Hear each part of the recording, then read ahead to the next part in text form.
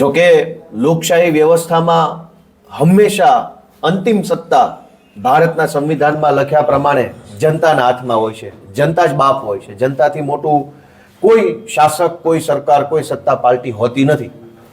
પણ બીજેપી પાર્ટીને ગુજરાતમાં એવી હવા આવી ગઈ છે, એવું અભિમાન આવી ગયું છે, અહંકાર છે કે આ બધું જ અમારા બાપનું છે, અમે જે ધારીએ તે કરીએ, અમારા ભાજપવાળાના મનમાં આવે એવું કરીએ, ભાજપવાળાને જે ઈચ્છા પડે એમ જનતા સાથે વર્તન વ્યવહાર કરીએ.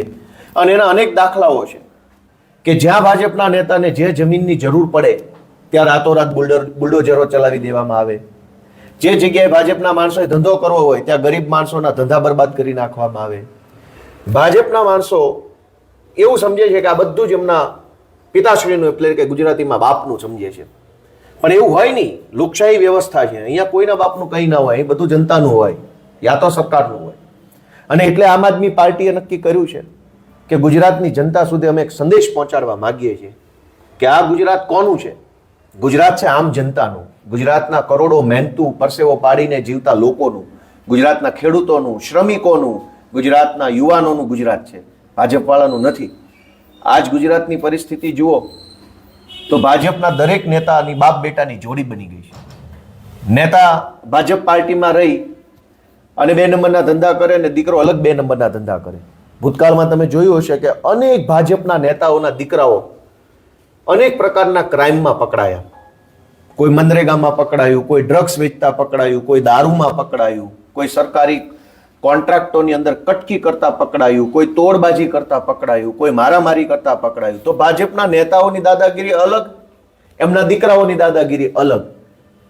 એટલે બાપા ભાજપમાં અને દીકરો ભાજપમાં અને બાપ બેટાની જોડી મળી અને અલગ અલગ વિસ્તારોની અંદર ગુજરાતની જનતાની અંદર જનતાનું શોષણ કરવામાં આવી રહ્યું છે, દાબ દબાણ કરવામાં આવી રહ્યું છે. એવા કેટલાય કિસ્સાઓ છે જેમાં બાપા ભાજપમાં હોવાના કારણે એમના દીકરાઓ છે એ વટ મારતા હોય જનતા ઉપર. કેટલાક ભાજપના નેતાઓના છોકરાઓ એક્સિડન્ટો કરી નાખે છે, દારૂ પીને ચલાવે, ડ્રગ્સ પીને ચલાવે, બેફામ ગાડીઓ ચલાવે. શું કામ? તો કે મારા બાપા ભાજપમાં છે, મને કંઈ નહીં થાય. તો બાપ અને બેટાની જોડી ગુજરાતને બરબાદ કરી રહી છે. અને અનેક એવા કિસ્સાઓ છે. આમાં કોનું નામ લેવું અને કોનું નામ છોડી દેવું એ મોટી ચિંતાનો વિષય છે. દરેક જગ્યાએ ભાજપના નેતાઓની બાપ બેટાની જોડીથી ગુજરાતની જનતા પરેશાન છે. ગામડા લેવલથી લઈ અને રાજ્ય સરકાર લેવલ સુધી આ ઘટનાક્રમ ચાલી રહ્યો છે. ત્યારે આમ આદમી પાર્ટી દ્વારા એવું નક્કી કરવામાં આવ્યું છે કે નહીં બેટાનું નહીં બાપનું, ગુજરાત હવે હશે આપનું. આ નારા સાથે ગુજરાતની જનતા સુધી અમે પહોંચવાનો પ્રયત્ન કરીએ છીએ કે ગુજરાતની જનતાએ આપેલા મતના આધાર ઉપર જ ગુજરાતના ભાજપના નેતાઓ અને એમના છોકરાઓ બેફામ બન્યા છે. અને એટલે હવે આ બાપ બેટાની જોડીને ઘર ભેગી કરી અને આપનું એટલે કે જનતાનું એટલે કે સામાન્ય માણસ, ખેડૂતો, શ્રમિકો, યુવાનો, મહિલાઓ, વંચિતો, આમ જનતાનું શાસન આવે એવી ભાવના સાથે, એવા વિચાર સાથે આમ આદમી પાર્ટી આગળ વધી રહી છે. આજે અમારા આમ આદમી પાર્ટી તરફથી એક ના બેટાનું ના બાપનું, હવે ગુજરાત આપનું આ નારો લોન્ચ કરવામાં આવે છે. આખા ગુજરાતની અંદર આમ આદમી પાર્ટી દ્વારા આ નારો લઈ જઈને જન જન સુધી આ વાત પહોંચાડવામાં આવશે કે ગુજરાત ભાજપના બાપનું નથી અને ભાજપના નેતાઓના છોકરાઓના બાપનું પણ નથી. ગુજરાત આપનું એટલે કે આમ જનતાનું, ખેડૂતોનું, સામાન્ય પરસેવો પાડીને જીવતા માણસોનું ગુજરાત છે. ના બેટાનું ના બાપનું, હવે ગુજરાત આપનું. આ સ્લોગન સાથે, આ વિચાર સાથે આમ આદમી પાર્ટી ગુજરાતના ઘર ઘર સુધી, ગલી મહોલ્લા, એક એક વ્યક્તિ સુધી પહોંચવાનો આજથી આ કેમ્પેનનો પ્રારંભ કરે છે. અમને પૂરી શ્રદ્ધા છે કે આમ આદમી પાર્ટીમાં જોડાયેલા આમ પરિવારના, સામાન્ય સાધારણ પરિવારના યુવાનોને ગુજરાતની આમ જનતા આશીર્વાદ આપશે અને આ બાપ બેટાની જોડીને ઘર ભેગી કરી અને સાચું સ્વરાજ લાવવા માટે થઈ અને જનતા અમને સહયોગ આપશે. ખૂબ ખૂબ આભાર. આપના કોઈ પ્રશ્ન હોય તો પૂછી શકો. ગોપાલભાઈ, રાજકોટના જંગલેશ્વરમાં 1200 જેટલા મકાનોને નોટિસ પાઠવવામાં આવી છે. આગામી દિવસોમાં ડિમોલેશનની વાત ચાલી રહી છે. ત્યાંના લોકો ખૂબ ચિંતિત છે કેમ કે વર્ષોથી 50 વર્ષોથી ત્યાં રહેતા હતા અને એવું કહેવાય છે કે વડાપ્રધાનનું ડ્રીમ પ્રોજેક્ટ એટલે કે રિવરફ્રન્ટ ત્યાં બનાવવા જઈ રહ્યું છે. તો શું છે આમ આદમી પાર્ટીનો આ મામલામાં સ્ટેન્ડ?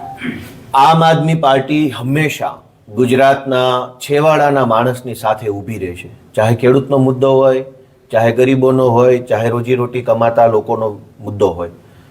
રાજકોટના જંગલેશ્વર વિસ્તારની અંદર જે કાંઈ પણ ડિમોલેશનની ઘટના બની રહી છે, હું એ જ તો કહેવા માંગુ છું કે જ્યારે ભાજપના નેતાને જે જમીન ગમી જાય એ જમીન ઉપર રાતોરાત બુલડોઝર આવી જાય છે. અમે એ જ તો કહીએ છીએ કે આ ગુજરાત ભાજપના બાપનું નથી અને ભાજપના નેતાઓના છોકરાઓના બાપનું પણ નથી. એ જ તો આજનું સૂત્ર છે કે ભાજપના નેતાને જંગલેશ્વરની જમીન ગમી તો બુલડોઝર આવી ગયા. ભાજપના નેતાઓને અહીંયા અમદાવાદમાં વટવા સાઈડ અને ઓઢવ સાઈડ જે જમીન ગમી ગઈ તો બુલડોઝરો આવ્યા ત્યાં. ભાજપના નેતાઓને રાણીપની અંદર જમીન ગમી તો બુલડોઝરો આવી ગયા. ભાજપ વાળાને જે જમીન ઉપર નજર પડે ત્યાં બુલડોઝરો આવી જાય છે, પોલીસ આવી જાય, કલેક્ટરો આવી જાય, બધું ખાલી કરો, આ જમીન અમારે જોઈએ છે. આવું નહીં ચાલે. અમારું સૂત્ર એટલે જ આ છે કે ગુજરાત ભાજપના બાપનું નથી, ભાજપના નેતાઓના છોકરાઓના બાપનું પણ નથી. ગુજરાત આપનું છે અને ગુજરાત આપનું બને એ માટે થઈને તો આજથી અમે આ કાર્યક્રમ લોન્ચ કર્યો છે. પણ આમાં કોઈ લીગલી પાર્ટી તરફથી કોઈ ફાઇટ આપવામાં આવશે ત્યાંના લોકો માટે? ગુજરાતમાં વર્ષોથી આપણે જોતા આવ્યા છીએ. અત્યારે અહીંયા મોટેરા પાસે પણ હમણાં થોડાક સમય પહેલા જેસીબી આવ્યા અને 50 વર્ષોથી જે લોકો મોટેરા સ્ટેડિયમની આસપાસ સાબરમતી વિસ્તારમાં રહે છે એમના ઘર ઉજાડી દેવામાં આવ્યા.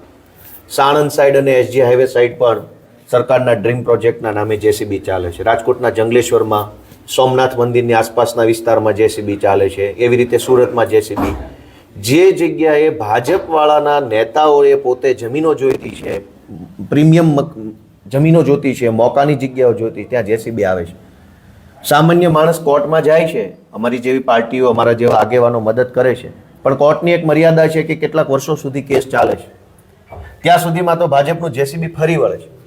મારું એવું સ્પષ્ટ માનવું છે એક વકીલ તરીકે કે જનતાની અદાલતમાં જે ચુકાદો જે ઝડપથી અને જે રીતે આવશે ને એવો ચુકાદો કદાચ સરકારની અદાલતમાં ન પણ આવે. જનતાની અદાલતમાં માત્ર ને માત્ર ન્યાય થાય છે, ઝડપથી થાય છે અને પીડિતોના પક્ષમાં ન્યાય થાય છે. સરકારની અદાલતમાં તો સરકારના વકીલો, સરકારનો કલેક્ટર, સરકારની પોલીસ, સરકારની અદાલતમાં બધું જ સરકારનું. ગરીબ માણસનું શું? તો ચાહે રાજકોટનું જંગલેશ્વર હોય કે ચાહે અમદાવાદનું ઓઢવ હોય કે ચાહે અમદાવાદનું સાબરમતી સ્ટેડિયમ આસપાસની જગ્યા હોય કે ગીર સોમનાથનો મુદ્દો હોય કે સુરતનો હોય કે મહેસાણાનો હોય કે ગમે ત્યાંનો હોય, દરેક મુદ્દાની અદાલત એક જ છે, એ છે જનતાની અદાલત, લોકોની અદાલત. લોકોનો આત્મા જે દિવસે જાગે તે દિવસે જે ન્યાય થશે ત્યારે ભાજપ મોઢું નહીં બતાવી શકે. અને ત્યાં સુધી અમે કોઈ પણ પીડિતોની સાથે છીએ. ચાહે લીગલ લડાઈ લડવી છે, ચાહે સડકોની લડાઈ, ચાહે વિધાનસભાની, એમાં અમારો પૂરેપૂરો ટેકો